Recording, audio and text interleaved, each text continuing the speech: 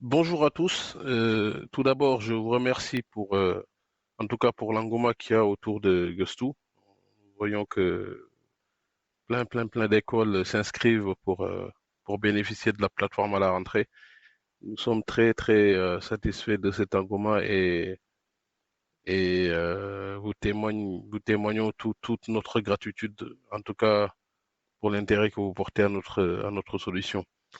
Donc là aujourd'hui, comme je l'ai promis tout au début, en fait, j'essaye de faire des petites vidéos en fait pour présenter un peu l'application. C'est pas des formations, mais c'est pour que vous voyez à peu près ce qui a été mis en place. Donc là aujourd'hui, je vais parler que des profils et des droits d'accès.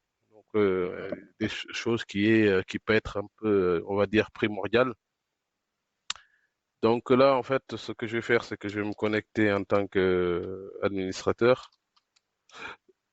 Donc quand on se connecte en tant qu'administrateur, comme vous voyez, on voit plein d'éléments. Vous voyez. Donc, je vais aller dans mes écoles, je crée une école. Donc, je vais l'appeler groupe scolaire test. Le code de l'école, c'est test. OK. Type d'école privée. Inspection de rattachement chez Dakar. Je mets un numéro d'affiliation. Une civilité du directeur. Donc, on va dire que c'est moi-même. Et je mets un pays, etc. Je peux mettre ce que je veux. Voilà. OK. Jusque-là, c'est très bien. Donc, je crée mon école. Donc, une fois que j'ai créé l'école, donc je peux venir sélectionner l'école. Et quand je vais dans l'administration, en fait, je vais voir que ça m'a généré quelques profils. Ça, c'est des profils de base. On peut en rajouter si on veut. C'est quoi un profil? Par exemple, un directeur d'école, on lui donne droit au module. École, classe, on lui donne tout droit. Emploi du temps, tout droit. Événement, tout droit. Salle de classe, tout droit. Voilà, il a pas mal de droits. Alors que, par exemple, si on part sur un profil secrétaire, qu'est-ce qu'il a comme droit? En fait, par défaut, à l'école, il peut voir lecture seule sans affichage. La classe, il peut faire une lecture seule. Emploi du temps, il peut pas modifier. Les salles de classe, c'est que de la lecture. Là où il y a les écritures, c'est sur les factures parce que faut saisir les règlements ou créer des factures, etc. Donc, en fait, ça dépendra de l'école. Nous, on va proposer en tout cas un template, on va dire des exemples de configuration. Et les écoles qui ont envie de modifier, ils modifient et puis ils peuvent peut-être dire, bah, finalement, sur la route école, je lui donne le droit de lecture ou d'écriture. OK? Vous pouvez modifier. Donc là, si je prends l'école, je vais aller dans mes ressources. Donc, en fait, ici, je vais dans les ressources personnelles. Donc là, je vais créer une personne qui va s'appeler Diouf Salif. Voilà, on va dire que Salif Diouf, le pays de naissance, on n'est pas obligé de le renseigner. C'est s.diouf@gmail.com. OK, on va créer ça. Donc, avant même de créer Salif Diouf, je vais vous expliquer quelque chose qui est encore intéressant. C'est qu'au niveau de l'école, en fait, lorsqu'on crée des utilisateurs, ils vont avoir un login et un mot de passe. Donc ici, en fait, vous pouvez définir par défaut, je peux mettre Sénégal arobase 2024 comme mot de passe. Oui, avec un S majuscule. Je peux dire tous les utilisateurs que je crée, leur mot de passe par défaut, c'est ça. Après, ils pourront le modifier derrière. Maintenant, si je veux pas faire ça, je peux faire aléatoire. Et là, dans ce cas, c'est l'application qui va générer un mot de passe aléatoire que les utilisateurs pourront modifier aussi pour le personnaliser. Donc, par défaut, je vais faire ça. Et au niveau de ressources, je vais aller créer Salif Diouf. Donc, civilité, monsieur Diouf, prénom Salif. Voilà, et puis je vais mettre un pays, voilà, peu importe, hein, je mets n'importe quoi, enseignant, je vais mettre secrétaire. Date d'embauche, je mets là. Et puis, grade, il n'y en a pas, mais je peux en rajouter. Type de paiement, je veux dire Salif, il est payé par mois. Et c'est un utilisateur. OK? Donc, je lui mets un email, s.diouf@gmail.com. OK? Je crée Salif. Donc, comme vous pouvez le voir, Salif, il est créé, mais il n'a aucun droit sur l'application. C'est-à-dire que si je me déconnecte et je me connecte avec s.diouf@gmail.com, Sénégal@2024. Salif, il se connecte, vous voyez, il voit absolument rien. Ne faites pas attention aux titres qui sont là parce que là, je suis sur une plateforme de test, donc les textes ne sont pas forcément justes. Mais voilà, ce que j'explique, c'est vraiment la fonctionnalité sur les profils et les droits. Donc Salif ne voit absolument rien. Donc je me déconnecte, donc je me connecte en tant qu'admin. Je vais dire, bah finalement, Salif, je vais lui donner le droit, je vais lui donner un droit secrétaire.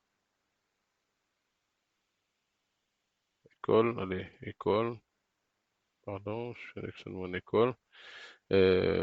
Sur administration, je prends pas sur ressources, je prends personnel. Je vais sur Salif et je vais aller lui mettre un profil en tant que secrétaire. OK? Donc là, si je me connecte du coup sur l'application s.diouf@gmail.com, Sénégal@2024. Donc là, vous voyez, Salif et moi, nous n'avons pas les mêmes menus. Vous voyez? Parce que lui, en fait, je vais modifier. Par exemple, Salif, il est secrétaire. Donc, il peut voir au niveau école, il voit que l'événement. Alors que moi, dans mon tableau école, vous voyez, je vois école, classe, événement.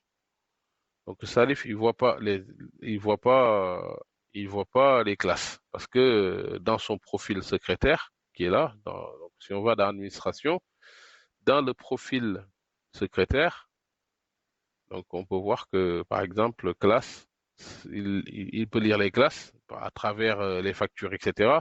Mais il peut pas afficher les classes. Donc là, moi, je peux venir du coup sur le profil secrétaire.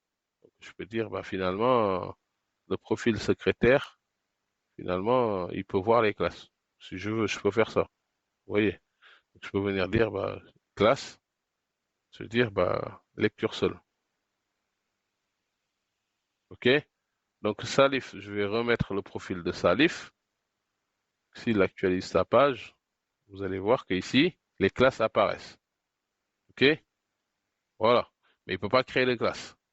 Donc, si je viens, je peux dire, bah, finalement, Salif, je peux lui donner sur ce profil-là, parce que c'est pas Salif, mais toutes les personnes qui ont le profil secrétaire, ils vont avoir les mêmes droits. Donc, c'est pour ça on peut créer autant de profils qu'on veut et dissocier vraiment les rôles au sein de l'utilisation de l'application. Il y en a qui n'iront jamais toucher la facturation ou la comptabilité ou etc. Donc, ou les notes ou l'emploi du temps. Donc, on peut gérer ça. Donc, je peux venir dire, bah, les secrétaires, finalement, ils peuvent créer des classes. C'est un peu, voilà. Donc, ils peuvent créer des classes. Je peux dire, bah, tous les droits, lecture, écriture. Et ils peuvent créer aussi, ils peuvent créer les salles de classe. Lecture, écriture. OK? Donc, je vais venir sur mon utilisateur Salif qui a le droit, qui a le profil, du coup, secrétaire. Donc là, je vais aller dans l'école. Je vais aller voir classe. Donc, maintenant, j'ai le bouton créer. Et dans les ressources, je vais avoir les salles et il pourra créer des salles. Vous voyez? Je peux créer une salle de classe. Je l'appelle salle B. Euh, SB. Donc là, il va mettre capacité, ce type de salle, c'est une salle de classe. Capacité de la salle, je mets 78 personnes. Voilà. Mais sauf que Salif, quand il vient ici, il peut modifier, mais il ne peut pas supprimer la salle. OK? Ainsi de suite. Donc voilà, c'est aujourd'hui, c'est ça que je voulais montrer. Donc j'espère que c'était assez clair pour vous. Après, il y a autre chose aussi, il y a des nouvelles fonctionnalités qu'on a entamées, par exemple la masse salariale. Par exemple, lorsqu'on a créé, par exemple, notre élève, notre ressource Salif, on avait dit qu'il est payé au forfait mensuel.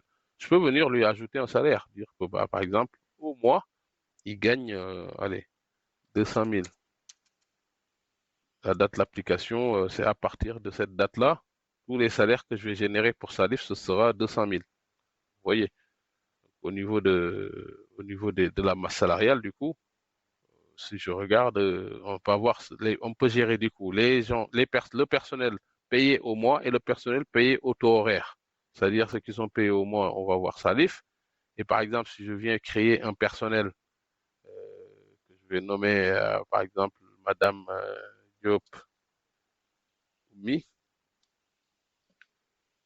et puis je suis pas obligé que tous les personnels, tant qu'on coche pas qu'il est utilisateur, il n'aura pas accès à l'application. Donc ça, c'est à vous de décider qui utilise l'application ou pas.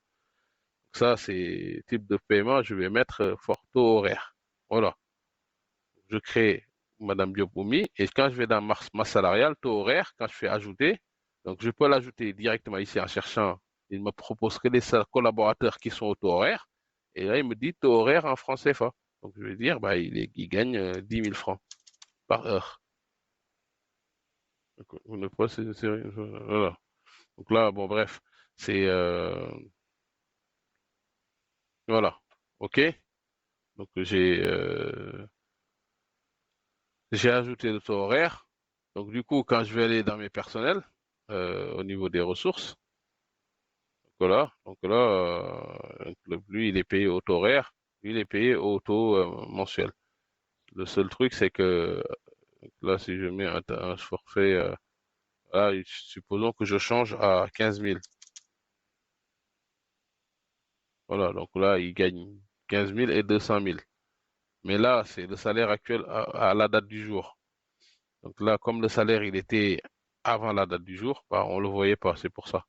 Maintenant, quand je vais aller dans masse salariale, taux horaire, je vais voir que Madame Diopomi, le 20, en fait, si je lui fais une facture aujourd'hui, elle va gagner 15 000, mais à partir du 24, elle gagne 10 000. Vous voyez, on peut gérer aussi les changements en fonction des dates. Comme ça, on peut les prévoir et mieux maîtriser son budget. Voilà, donc je suis très satisfait en tout cas de votre engouement au logiciel. Et je vous remercie en tout cas de votre collaboration. Et j'espère qu'en tout cas, on va pouvoir rapidement vous mettre ça en production. Je vous remercie.